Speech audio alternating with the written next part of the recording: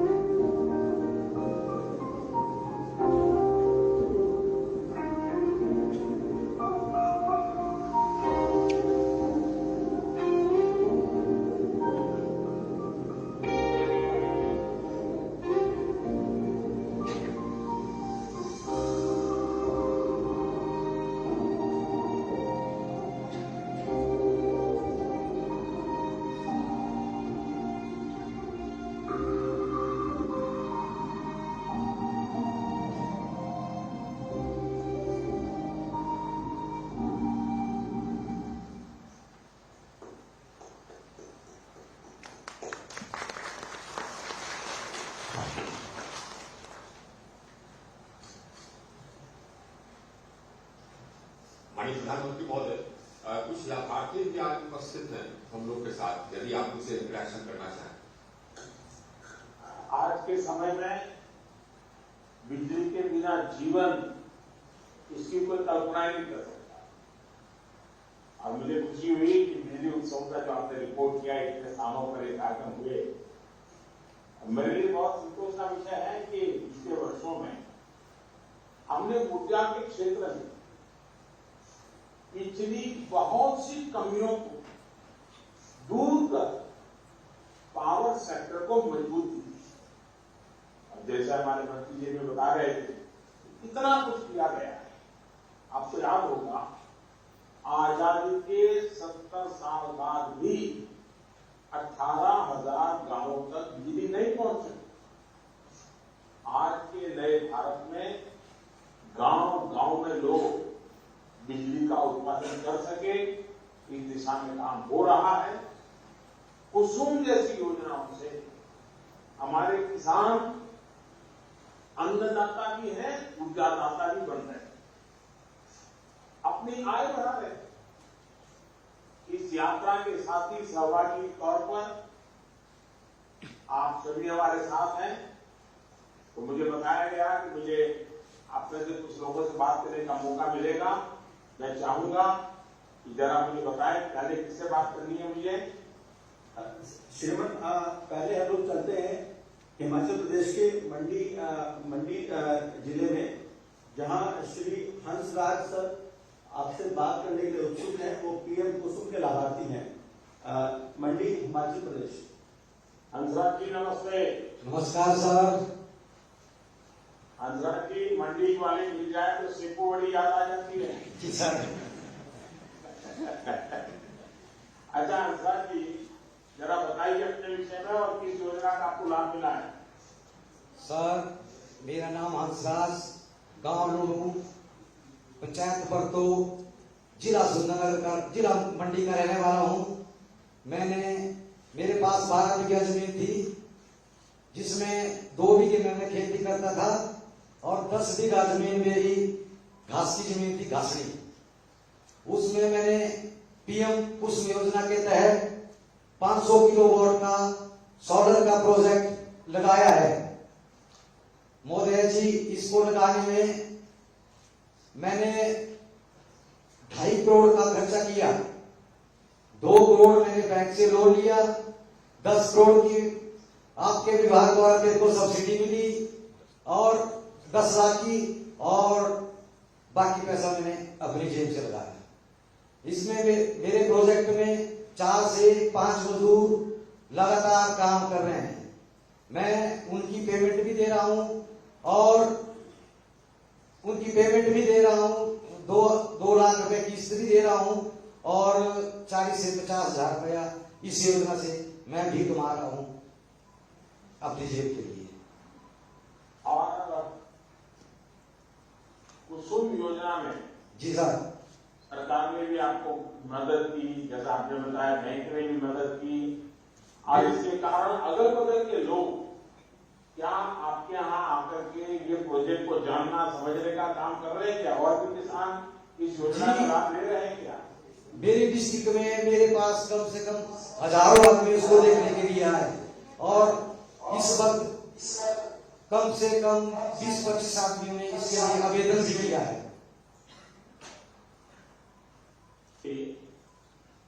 इतना बड़ा आपने तो प्रगतिशील काम किया, सोलर पंप कुसुम योजना का लाभ दिया, बिजली भी बचाई, आपके जीवन में क्या बदलाव है इसके बाद? सर, मेरे जीवन में बहुत बदलाव आया।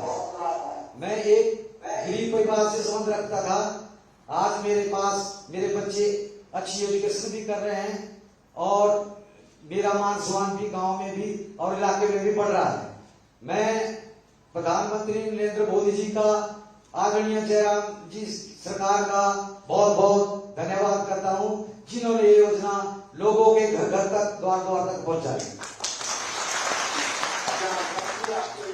योजना के सिवाय भी तो और की योजना के लाभ मिलते होंगे? जी सर, सभी योजना के लाभ मिलते हैं। ये 2,000 रुपया जो हम भेजते हैं किसानों को, वो मिल रहे हैं? जी सर, हमारे खाते में आ रहे हैं। अच्छा, सांसद जी, ये जानकर बहुत संतोष हुआ कि इस योजना से जुड़ने के बाद आपने अपने साथ साथ गांव के लोगों के लिए भी रोजगार के अवसर बनाए। जी सर। और मैं मानता हूं बड़ा सराहनीय काम किया है। आप हिमाचल विद्युत बोर्ड को बिजली देकर हिमाचल के दूसरे गांवों का भी एक प्रकार से बिजली पहुंचाने का काम कर रहे हैं, बिजली उनको जिंदगी रोशन कर रहे हैं। जी सर। आपकी सफलता बहुत प्रेरक है। मेरी आपको बहुत बहुत शुभकामनाएं हैं। आइए हम किससे बात करेंगे। धन्यवाद सर। श्री कलहा भियान मौजूद है सर, खोवई त्रिपुरा में ये सौभाग्य योजना के लाभार्थी हैं श्री कलहा भियान जी। नमस्ते सर। नमस्ते। नमस्ते सर। हाँ बताइए। Kalau ni paling bung tamu, saya ni nentang kai. Apa senang kita saya kenal. अच्छा कोला जी, मुझे बताया गया कि आपके गांव में दशकों से बिजली नहीं थी, अब गांव में बिजली आ गई है, तो गांव का माहौल कैसा रहता है।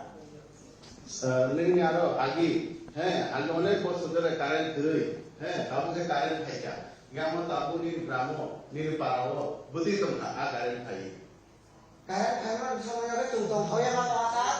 Chứ bọn bay em chỉ mà tôi kêu họ cũng có học xong cũng có chung cái này chỉ của mấy thằng ông bà ra được bukan là yêu cái chung bà ra thành phố 20 km ở đâu cái chung अब bay chung ना हम भाई मैं यहाँ पे sir ये solar power plant मिलने से हम लोग बहुत खुश है सर। और पहले जब ये सोलर पावर प्लांट नहीं था तो हम लोग केरोसिन यूज करना पड़ता था। तो फिर हम लोग का जो केरोसिन का बाजार है वो ऑलमोस्ट 20 किलोमीटर दूर है हम लोग के गांव से। फिर हम लोगों को केरोसिन खरीदने के लिए उस बाजार में जाना पड़ता था। लेकिन कभी कभार ऐसा भी होता है कि केरोसिन नहीं मिलता है तो हम लोग का गांव जो पूरा अंधेरे में रहना पड़ता है। और इस सोलर पावर मिलने से हम लोग जो है हम लोग का पूरा उज्जवल हो गया और हम लोग बहुत खुश है सर। अच्छा कोला जी, बिजली आ गई तो फिर तो मोबाइल चार्जिंग करते होंगे, टीवी भी आ गया होगा और बच्चे भी घर में टीवी देखते होंगे। क्या क्या होता है। Tahu kai, ini apa कारण खाना बोले खाए, तब मोबाइल में व्यवहार खाना जो टीवी बनाए ना, निकलते चला लो कोई ना, हम तो रखते थे खाए नहीं ना कारण खाना बोले नहीं पारा हो।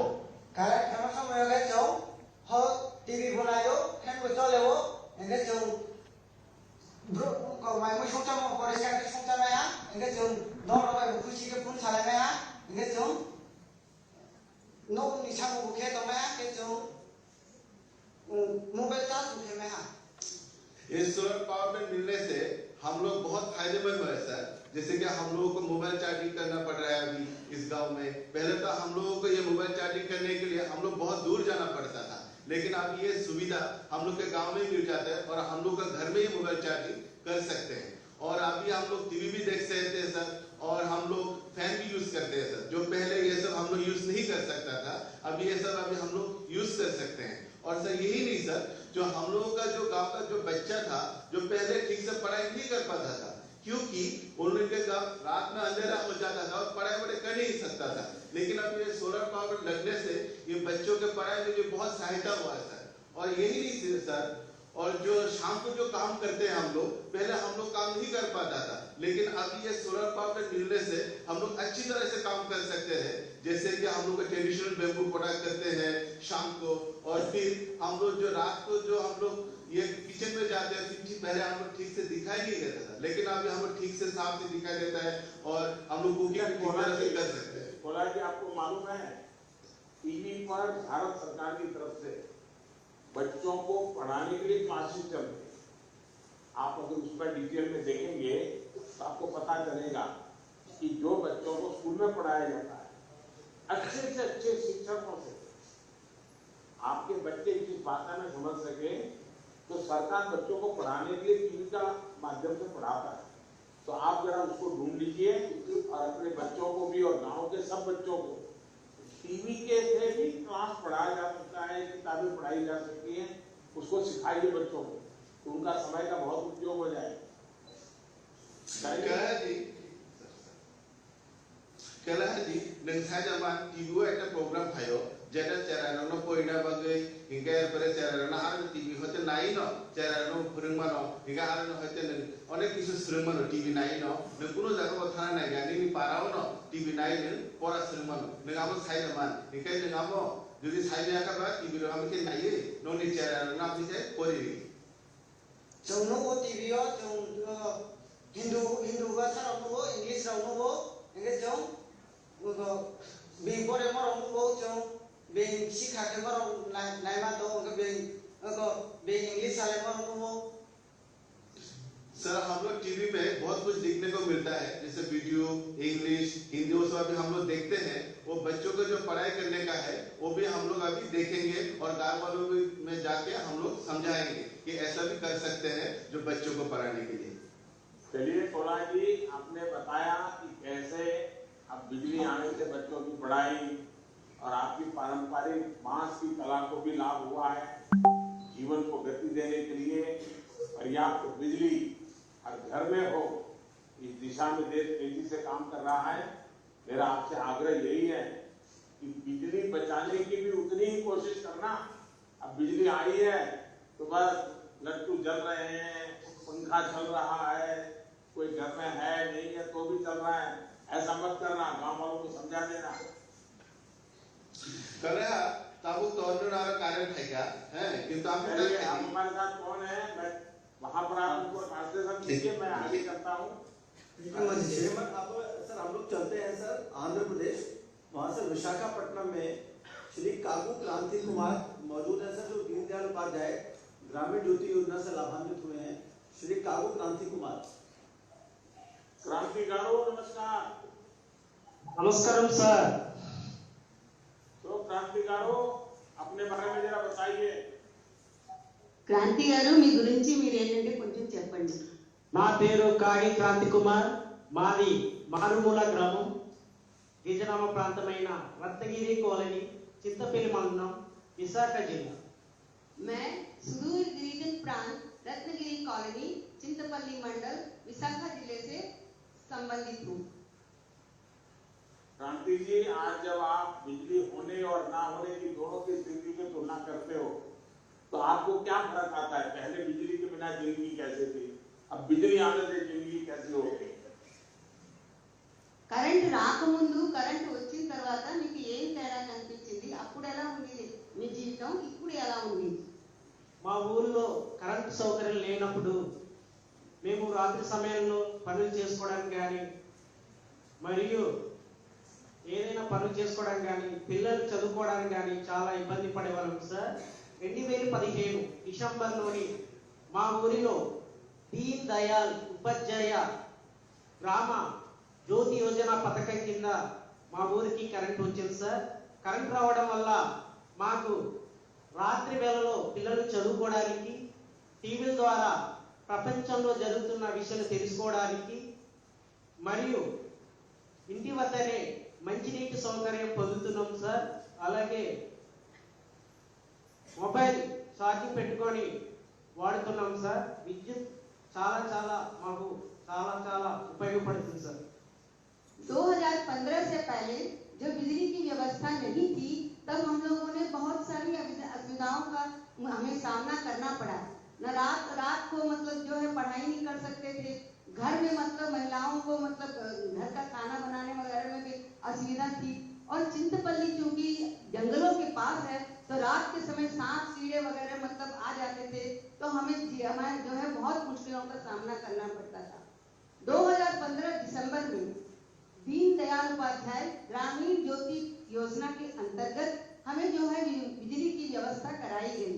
तब से हमारे पूरे गांव में जो पहले कम परिवार थे गांव में, लेकिन बिजली की व्यवस्था के बाद परिवारों की संख्या भी बढ़ गई और अब जो है जितने भी मतलब परिवार में बहुत खुश हैं। अब हम लोग रात को पढ़ाई कर सकते हैं, मोबाइल चार्जिंग कर सकते हैं और सब जितने भी दिन और रात दोनों समय मतलब हम लोग काम कर सकते हैं, जिससे उत्पादन के क्षेत्र में भी बढ़ोतरी हुई है। और यहाँ मतलब किसान यहाँ पर ज्यादा खेती बाड़ी करते हैं, यहाँ स्कूल्स भी हैं जहाँ बच्चे लोगों को रात को भी पढ़ाई की जाती है। और सबसे बड़ी उपलब्धि ये है कि यह मतलब गिरिजन प्रांत जो है दूर तक मतलब कच्ची सड़क है। कच्ची सड़क पार करके कुएं से पानी के पीने का पानी भरकर हम लोग लाते थे, लेकिन आज विद्युत की मतलब जो जब हम लोग को व्यवस्था हो गई तो लोग वहां से सरकार ने मतलब बहुत अथक प्रयास करके हमारे घरों के पास बोरवेल डाल दिया और मोटर वहां फिक्स कर दिया, तो अब हम लोग घर बैठे ही हम लोगों को पीने का पानी मिल जाता है। इसके लिए हम जो है सरकार को बहुत बहुत धन्यवाद देते हैं। क्रांति जी, अभी मैं थोड़ी देर पहले कोला जी से बात कर रहा था, अभी आपसे बात कर रहा हूँ, और आप दोनों की बात में गांव को क्या फायदा हुआ वो इतना बढ़िया तरीके से आपने बताया। देखिए, देश तभी प्रगति करेगा जब उसका प्रत्येक नागरिक, प्रत्येक गांव, उसके बच्चे, गांव की माताएं, बहनें, किसान, मजदूर, ये सब प्रगति करें। मुझे संतोष है कि आज देश के हर गांव में बिजली जैसी सुविधा पहुंच चुकी है। आपको, आपके गांव, देश के हर ऐसे गांव को बहुत बहुत मेरी शुभकामनाएं हैं। आइए आगे कौन है जरा देखते हैं, किसको मिलते हैं। सर आगे सर उत्तर प्रदेश के वाराणसी में प्रमिला देवी जी सर मौजूद हैं, जो sir integrated power development scheme sir उनके इलाके में लागू की गई है। वो सर आपको अपना अनुभव बताना चाहेंगी। प्रमिला देवी जी। नमस्कार सर, प्रमिला देवी।